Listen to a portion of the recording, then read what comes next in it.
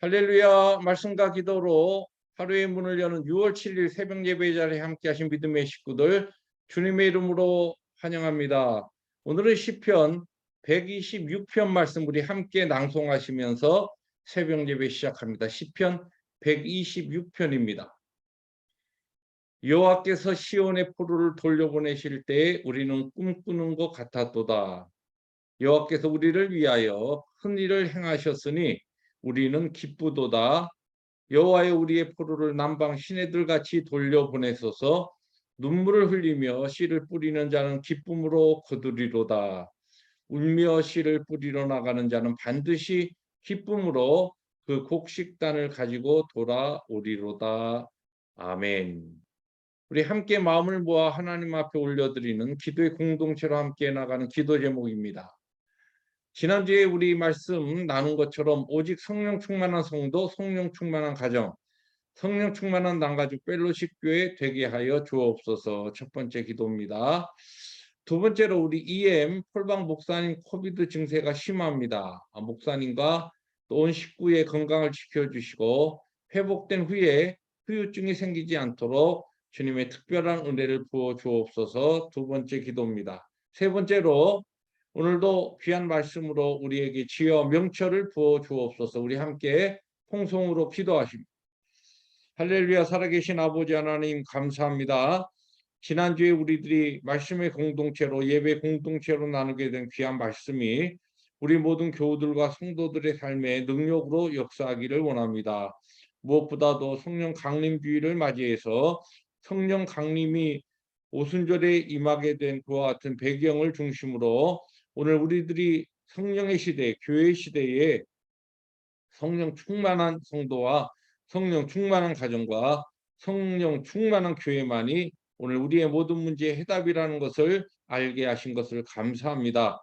우리들이 하나님 앞에 기도하는 것은 오늘도 성령 충만한 모든 심령들 되게 하시고 성령 충만한 가정들 되게 하시고 성령 충만한 우리 펠로십 교회가 되게 하여 주시옵소서. 우리 폴방 목사님이 코비드가 매우 심한 증세로 나타나고 있사온데 모든 몸에 있는 열과 또 이 기침 증세와 또 목의 통증과 이런 모든 것이 하나님의 은혜 가운데 빨리 잡히게 하여 주시고 또한 모든 식구들이 이 코비드에 전염되지 않도록 하나님께서 특별히 은혜를 더하시고 또 우리 목사님과 가족들이 그와 같은 코비드로 인하여서 후유증이 생기지 않도록 하나님께서 은혜의 은혜를 더하여 주시기를 간절히 소망합니다. 우리가 지금 이제 많이 이 코비드에 대해서 많이 느슨해졌지만 모든 것을 항상 하나님 앞에 겸손하게 내어 맡기고서 우리를 지키시고 보호하시는 하나님의 보호하심 가운데 그의 영광을 위해서 오늘도 주어진 삶에 최선을 다해서 충성하는 우리 모두가 되게 하여 주옵소서. 이 아침도 저희에게 은혜로 찾아오시되 저희 생명의 말씀으로 저희들 풍성하게 채워 주옵소서. 예수님의 이름으로 감사하기도 합니다. 아멘. 하나님의 말씀 우리 함께 교독합니다. 하나님의 말씀 고린도전서 15장 35절부터 49절입니다. 누가 묻기를 죽은 자들이 어떻게 다시 살아나며 어떠한 몸으로 오느냐 하지니 어리석은 자여 내가 뿌리는 씨가 죽지 않으면 살아나지 못하겠고 또 네가 뿌리는 것은 장래 형체를 뿌리는 것이 아니요 다만 밀이나 다른 것에 알맹이 뿐이로되 하나님이 그 뜻대로 그에게 형체를 주시되 각 종자에게 그 형체를 주시느니라. 육체는 다 같은 육체가 아니니 하나는 사람의 육체요 하나는 짐승의 육체요 하나는 새의 육체요 하나는 물고기의 육체라. 하늘에 속한 형체도 있고 땅에 속한 형체도 있으나 하늘에 속한 것의 영광이 따로 있고 땅에 속한 것의 영광이 따로 있으니 해의 영광이 다르고 달의 영광이 다르며 별의 영광도 다른데 별과 별의 영광이 다르도다. 죽은 자의 부활도 그와 같으니 썩을 것으로 심고 썩지 아니할 것으로 다시 살아나며 욕된 것으로 심고 영광스러운 것으로 다시 살아나며 약한 것으로 심고 강한 것으로 다시 살아나며 육의 몸으로 심고 신령한 몸으로 다시 살아나니 육의 몸이 있은즉 또 영의 몸도 있느니라. 기록된 바 첫사람 아담은 생명이 되었다함과 같이 마지막 아담은 살려주는 영이 되었나니 그러나 먼저는 신령한 사람이 아니요 육의 사람이요 그 다음은 신령한 사람이니라. 첫사람은 땅에서 났으니 흙에 속한 자이거니와 둘째 사람은 하늘에서 나셨느니라. 무릇 흙에 속한 자들은 저 흙에 속한 자와 같고 무릇 하늘에 속한 자들은 저 하늘에 속한 이와 같으니 49절 함께 봅니다. 우리가 흙에 속한 자의 형상을 입은 것 같이 또한 하늘에 속한 이의 형상을 입으리라. 아멘. 네, 오늘 본문에서 이 사도 바울은 두 가지 질문에 대한 부활에 대한 답변을 합니다. 그 두 가지 질문은 무엇이냐면 어떻게 다시 살아나며 어떻게 사람이 부활하느냐라고 하는 질문과 어떤 몸으로 어떤 형태로 몸이 부활할 것인가 이 두 가지 질문에 대해서 오늘 본문에서 답을 던져주고 있습니다.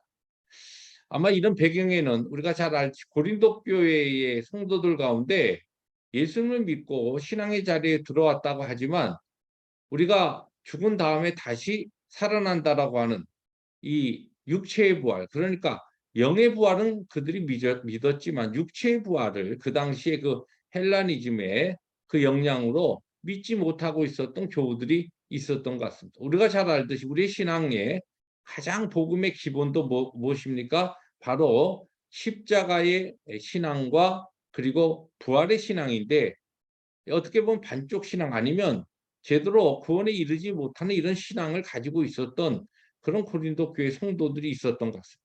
이런 배경을 가지고 어떻게 죽은 사람이 살아나느냐. 지금도 그런 생각을 하고 있는 사람들이 많죠. 거기에 대해서 믿음이 없는 사람들이 많습니다. 또 믿음을 가지고 교회에 들어와 있다고 하면서도 명색이 크리스찬인데 실제 개인적으로 깊숙이 질문해 보면 아이고 그거야 나중에 알게 되죠. 죽은 다음에 알게 되죠. 저는 모르겠습니다. 또는 믿지 못하겠습니다. 몸의 부활에 대해서 확신이 없는 그와 같은 사람들이 있습니다. 바른 신앙이라고 할 수 없죠. 이런 바르지 못한 신앙을 가지고 있었던 고린도 교회 교인들에게 지금 사도 바울은 세 가지 이 부활에 대해서 이야기합니다. 첫째는 부활을 믿지 못하고 어떻게 부활이 이루어질 수냐 있는 그렇게 질문하는 사람들을 어리석다고 이야기하면서 그렇게 이야기하는 사람이 자기 나름대로 똑똑하다. 나는 굉장히 지성적이다 하는 사람들이 그런 이야기를 하는 사람들이 있지 않습니까? 사도 바울은 매우 어리석다 그런 사람이 왜냐? 첫째는 하나님께서 지으신 자연의 섭리를 보라는 것이에요. 씨앗 하나가 떨어져 가지고 그 씨앗이 떨어진 다음에 그다음에 전혀 다른 씨앗과 다른 모습의 식물로 이렇게 자라는 것처럼 부활이 한 씨앗이 땅에 떨어져서 그것이 썩고 썩었을 때의 한 생명으로 식물로서 생명체로 살아나듯이 하나님의 섭리 가운데 우리의 인생에 있어서 우리의 육체는 죽지만 다시 부활하는 그 부활이 자연계의 현상을 봐도 너무 자연스러운 일이 아닌가. 이 첫 번째 대답. 두 번째 대답은 무엇이냐? 부활이 어떤 몸으로 어떤 형태로 어떤 종류의 몸으로 부활할 것인가라고 하는 질문에 대해서 아주 명쾌하게 이야기합니다. 씨가 떨어져서 썩지만 다시 그것이 생명체로 살아나듯이 우리의 몸은 죽어서 땅에 묻혀 썩지만 썩지 아니할 몸으로 달리 표현하면 다시는 죽지 않는 몸으로 그런 뜻입니다. 두 번째로 영광스러운 몸으로 세 번째로는 강한 몸으로 네 번째로는 신령한 몸으로 이 신령한 몸이라는 것은 영적인 몸이라는 것입니다. 영적인 몸, 육체적인 일반적인 이 자연적인 우리의 현재 몸이 아니라 영적인 몸으로 그렇게 다시 살아난다라고 하는 겁니다. 세 번째로 사도 바울이 오늘 이야기하는 것은 이 부활의 몸, 우리가 다시 부활하여서 있게 되는 몸은 지금 현재 우리의 몸은 아담으로부터 물려받은 몸이기 때문에 첫째 아담으로부터 물려받은 몸, 생명이기 때문에 영이 불어넣어서 흙으로 만들었어요. 그래서 우리는 이 몸은 죽게 됩니다. 썩게 됩니다. 흙으로 돌아갑니다. 그러나 부활하게 되는 몸은 두 번째 아담이 예수 그리스도를 통하여 우리가 받게 되는 몸이기 때문에 이 몸은 어떻게 되나요? 네. 앞에서 이야기한 것처럼 죽지 아니하고 영광스럽고 강하고 영적인 몸으로 그렇게 변화됩니다. 이것을 한마디로 뭐라고 이야기하냐면 부활한 몸은 그리스도의 몸과 같이 된다. 그렇게 설명.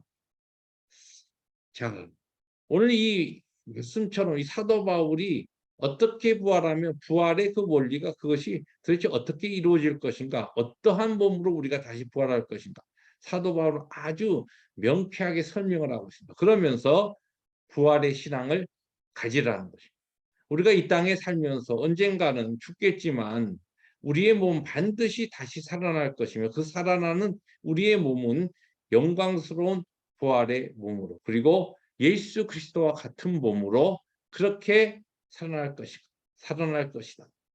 우리가 오늘도 살아가면서 이제 나이가 들고 하면서 우리의 몸이 여기 저기 아프고 또 전에 아프지 않던 전에 건강하던 그런 것이 건강을 잃기도 하고 그러면서 우리의 마음이 많이 위축됩니다. 그러나 우리의 모든 환경 가운데서도 우리가 항상 기뻐하고 쉬지 않고 기도하고 범사에 모든 일에 감사할 수 있는 것은 우리의 이 육체는 언젠가는 아담으로부터 첫 번째 아담으로부터 물려받은 제한되고 연약한 몸이지만 이제 죽은 다음에 다시 하나님의 능력으로 부활할 때는 그리스도의 몸, 제2의 아담인 그리스도의 몸으로 영광스럽게 강하게 영적인 몸으로 그렇게 우리들이 부활하게 된다.